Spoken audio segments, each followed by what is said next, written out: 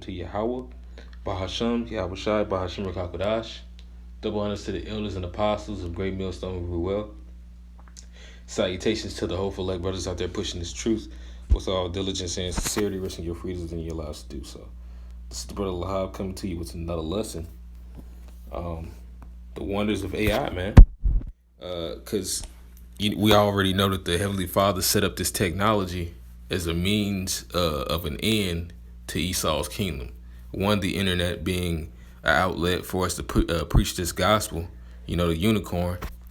And then two, his technology has to be ramped up enough for him to, one, fight the Heavenly Father and to start branding everybody, or hipping everybody to be a part of his agenda.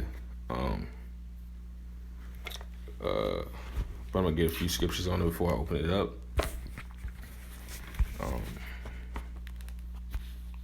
This thing done turned that on me. Okay.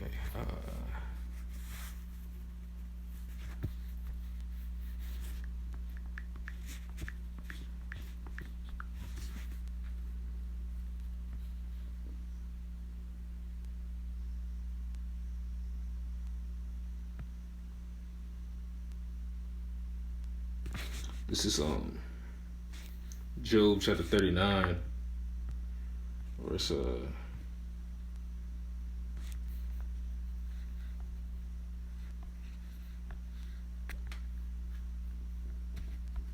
verse 9, and it reads, will the unicorn be willing to serve thee, or abide by thy crib? Canst thou bind the unicorn with his band in the furrow, or will he harrow the valleys after thee? Yeah, man, because this truth is being pushed throughout the four corners of the earth, via the internet, so much that he is regretting the fact that he created the internet. But nevertheless, it's like one of those things where slavery so-called got abolished. It was a means to an outcome that they had to do this so they can get to their main agenda. Like the slaves had to come up and serve the North for cheap labor so they can start preparing this so-called NWO, man.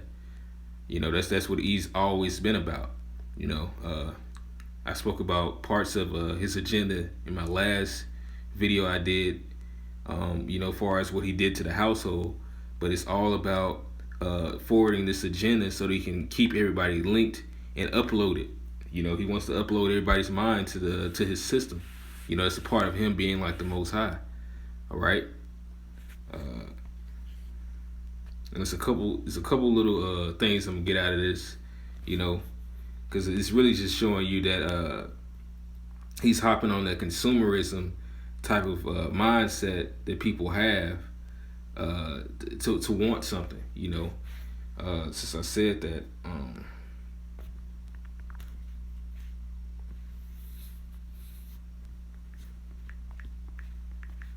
Get this in Sirach.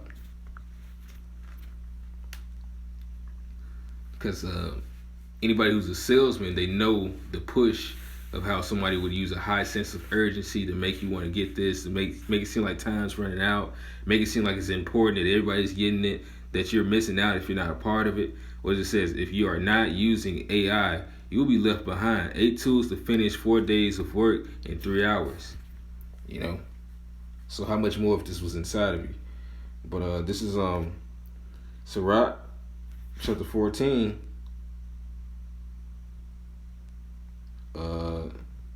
Start at verse 8. It says, the envious man hath a wicked eye. He turns away his face and despises men. A covetous man's eye is not satisfied with his portion. To be what's the word? Envious, covetous.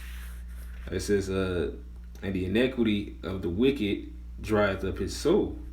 A wicked eye envieth his bread, and he is a niggard at his table. It's not quite exactly what I wanted.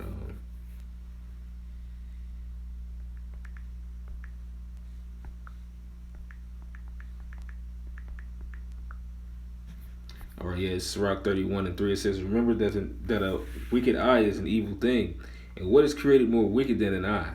It's really talking about your wants and your desires. Therefore, it weepeth upon every occasion. All right, you know, with this inherent wickedness that's in all of us, he plays on it. You know that he knows that your mind has it muses upon many things, and one being is that it always wants something, man.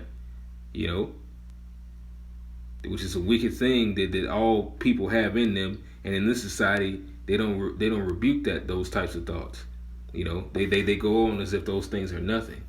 All right, so much that men covet after men's wives, cars, latest technology.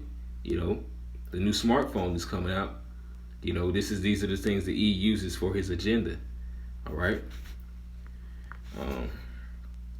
So going back, gonna get this in the book of Daniel. Then I'm gonna start reading off some of these little listings that they have right here. This is Daniel's 12:1. It says, "And at that time shall Michael stand up." Yeah, because the times are gonna get bad out here, man. You know, aside from the diverse diseases that are plaguing this world, you know, that he is pushing, especially, you know, with all these disasters of train derailments and explosions. Those chemicals are going throughout the atmosphere, and they're mutating and shifting into something different that people are breathing in, and these are actually things that are more deadly than that scamdemic that went on about a couple years ago, man. All right, this is about to be real pestilence out here. All right, but nevertheless, the righteous are going to be delivered through that. It says, "The great prince which standeth for the children of thy people, and there shall be a time of trouble, such as never was since there was a nation, even to that time, to that same time, and that time shall people be delivered, everyone that shall be found written in the book." So we're coming into those times. It says, "And many of them that sleep in the dust of the earth shall awake, some to everlasting life, and some to shame, everlasting contempt." You know, which that also goes into the resurrection, but this also goes into this spiritual awareness that the Lord has brought about, that people know that we're Israelites, and you have some that woke up to the truth, and some that woke up to just the fact that they're an Israelite, which is like a small portion of the truth that even 2/3 used to know about 2,000 years ago, most of them anyway, but they were still wicked. They didn't have the whole portion, you know. But the Lord ended up taking that entire basket away from us, man. We didn't know anything. He took away our heritage, you know. But now is it returned, and you have some that come into this with evil intentions, man. All right, like Paul said, you know, that some preach Hamashiach and pretense, supposing to add affliction to my bonds, man. Right, you know, these are the things we face, even when talking about such subjects as I'm talking about right now. Because the thing that we're going to go into is, you guessed it, that Revelations 13 and 16, and this is a part of it. All right, you know, with technology upgrading, and with he always pushing this money protection, virus protection thing. Don't you think that this would be a part of his system? That this would be a part of the new currency? All right, you know. And which is funny because, you know, you got the thief telling you that you got to protect your goods with him. that's a go figure right there. But it says, "And they that be wise shall shine as the brightness of the firmament, and they shall turn many to righteousness as the stars forever and ever." It's talking about the elect. "But thou, O Daniel, shut up the words and seal the book even to the time of the end," which that's the time we're in right now. You know, we're in the time of the latter days, approaching the end day. You know, we have signs to show us. That's how we know. We just don't know the exact time. We don't know what hour it's going to be. All right, we don't know the exact day, but we know, and it could be from today to a year from now. We know it's not too far off, man. It says, "But thou, O Daniel, shut up the words and seal the book." You know, the book has been sealed until this time. That's why this place is ending right now, because it's been loosened. "Even to the time of the end, many shall run to and fro, and knowledge shall be increased." So now is the time of knowledge being increased.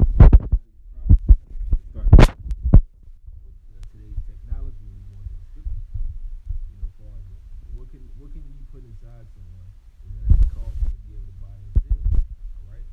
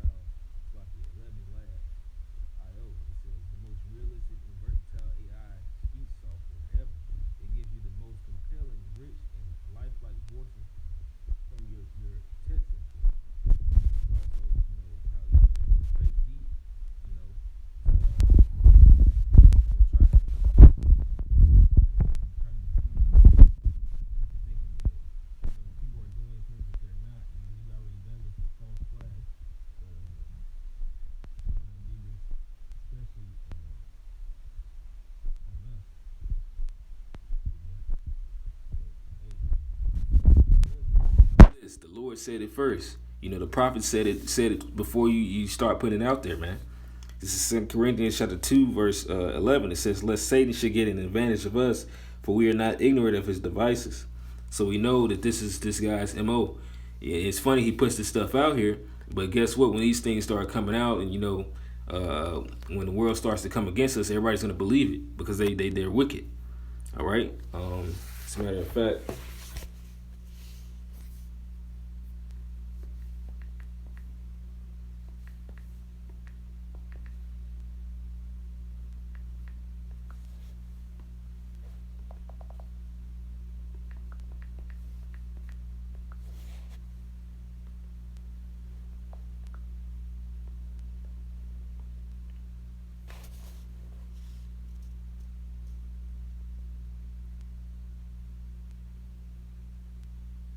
yeah, this is Proverbs chapter 17, verse 4. It says, a wicked doer giveth heed to false lips, and a liar giveth ear to a naughty tongue.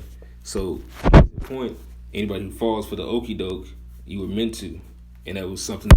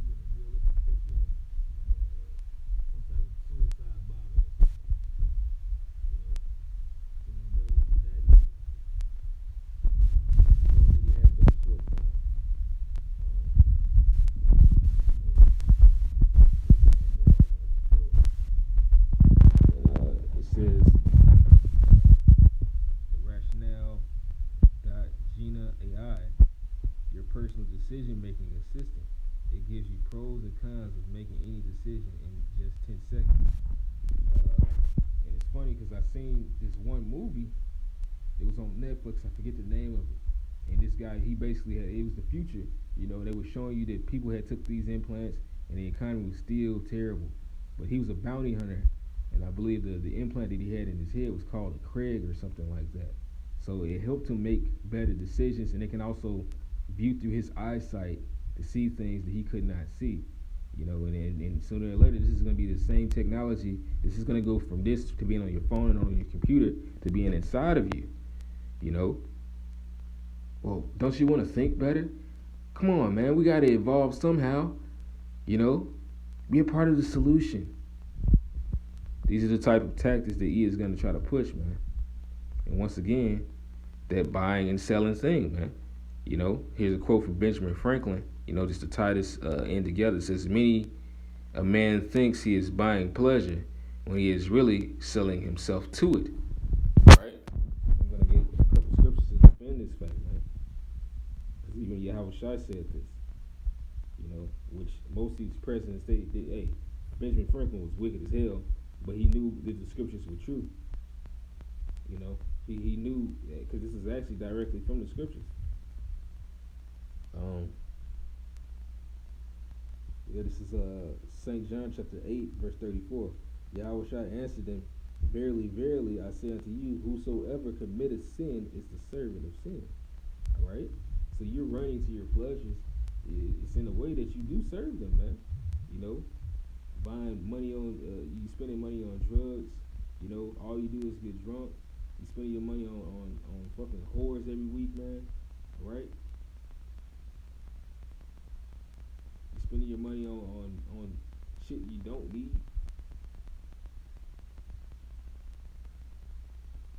These types of things, hey, they really turn a man into a servant.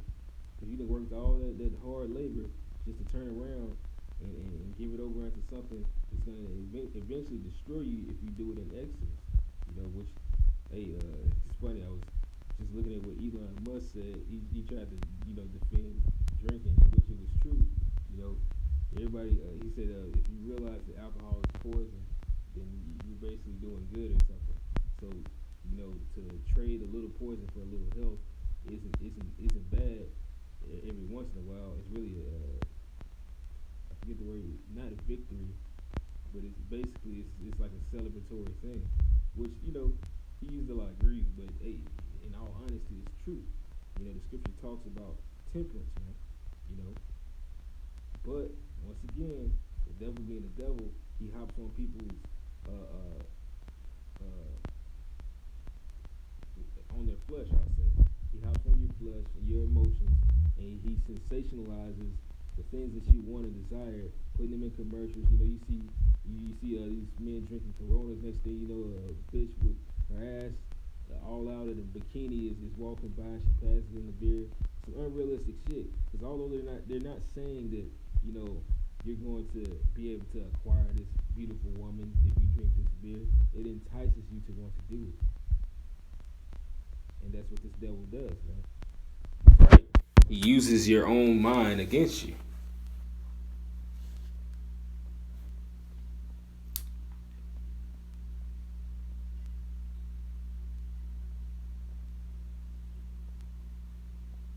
I'm gonna use this scripture the right way.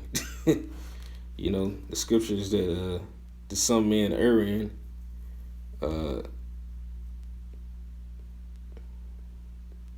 It's Sirach 27.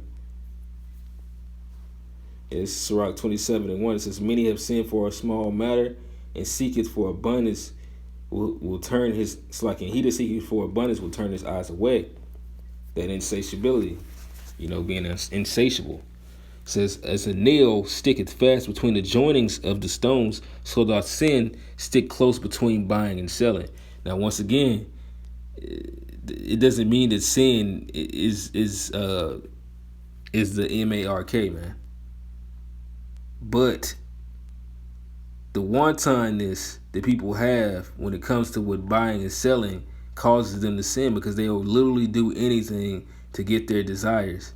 All right, that's why it says in the book of I'm gonna get it real quick.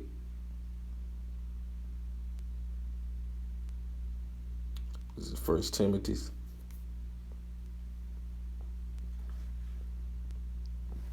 Yeah, this is 1 Timothy 6:10. It says, "For the love of money is the root of all evil." You know, when you are in love with something, that means you would do anything to obtain it. And that's not good when it comes to something that's materialistic, because that means you have no love for life. If you're seeking material things, man. And there's nothing wrong with desiring certain things, but when you desire things over Yahweh Shemiah Shai, his order, people, the things, that the beauty of the things of the Lord that he created, and you love these things in order, if you're desiring these out of order, then hey, it's something evil within you, and you need to check yourself, or the Lord is going to check you, man. But yeah, the MARK is the C-hip. This goes into it. This latest technology, the way technology is going nowadays, is going to be linked with the money. It's going to be linked with the healthcare, and it's going to be able to identify you. So it's going to be your new identification, man. Hence the term of, the radio frequency identification. All right, but it says, "For the love of money is the root of all evil, which while some coveted after," there goes that word again. What is more wicked than an eye? Wherefore it weepeth upon every occasion, man. As they have erred from the faith and pierced themselves through with many sorrows. All right? Because the scripture says, "Labor not to be rich." All right? "Set up for yourselves not treasures on earth where thieves break through and steal." You got people that can't even access their money in the bank because the banks really take your money. You giving everything over into a thief, Because at the end of the day, yeah, it's going to be like this for us, man. Brothers, it's in this truth. One day, we too are going to look up and we are not going to be able to access our money. But that doesn't mean that we falter or we fret, or we fail in any type of way and think that the Lord is not going to be dealing with us. If anything, that's just the Lord testing our faith, and we got to pray for more, But anyone who takes that MARK, that C-hip, that CHIP, the Lord is not going to be merciful to you. He is going to destroy you until there's nothing left. And you're going to know that it was the Lord that did it. You're going to know that you had messed up, and he wanted you to understand that you messed up. And you are going to be an example of what not to do. So with that, I'm going to end this lesson off and give all praises, glory.